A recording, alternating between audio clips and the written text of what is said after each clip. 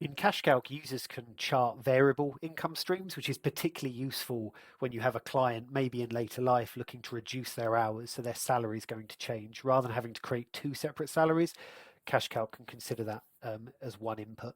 So how do we add an income into CashCalc? If you click on the inputs and timelines on the left-hand side within the gross modeler, click on the incomes tab, and we can click on an add income. We've already got Barbara's salary recorded, so we're just going to record her husband's salary in here. Key salary, two different types of income, employment or other income. If you click on employment, we've got three different types of employment: income, employed, self-employed, company director. Obviously the tax is going to differ with each one of these.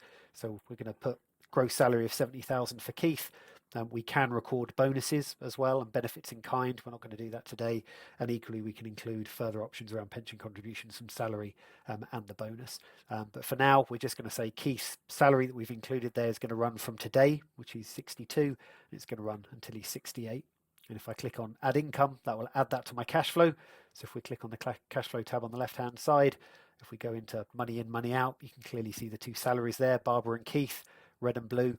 And the expense line I need to keep the head above is the black line. And then the salaries obviously get turned off as they retire, and then they're starting to use other pots of money to cover that deficit.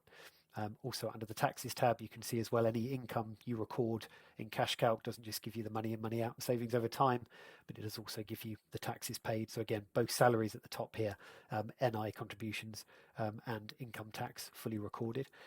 What happens though if Keith, in the few years before retirement, thinks about reducing his hours by 50%? Well, under the inputs and timeline, again, rather than having to create a completely separate input here, I can just simply adjust the existing one.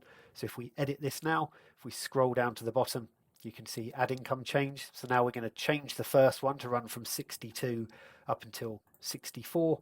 And if I click on add income change, we can now say, well, from 64 onwards, the gross salary maybe goes down to 35,000 as he reduces his hours from the ages of 64 to 68. And we can add as many income changes as we like. You don't just have to do two. But if I click on update income, that will adjust the cash flow on the fly. Before we go back to the cash flow, worth pointing out, if there's a DB income attached to the salary, which there isn't in this case, but the calculation of the DB income will factor that in as well. So if we start varying the income and the client is on a career average or final salary, that will play into any DB pension income that you've added into CashCalc as well. So the two features are loosely joined together.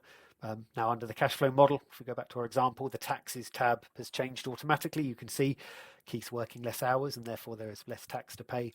And equally under money in, money out, you can see clearly the income suddenly going down. Keith's earning 70,000 for the first couple of years and then suddenly adjusts and he's working half the hours, getting paid half the amount thereafter. So in CashCalc, it's incredibly simple to change an existing income and varying it within one input under that edit feature and just adding an income within that income tab.